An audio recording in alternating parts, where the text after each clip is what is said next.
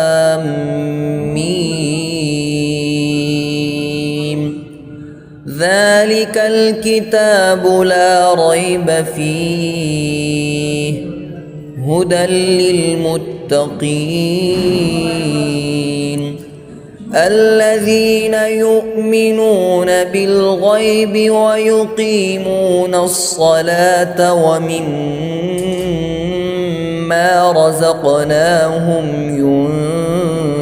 ينفقون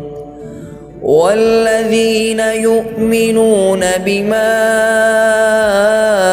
أنزل إليك وما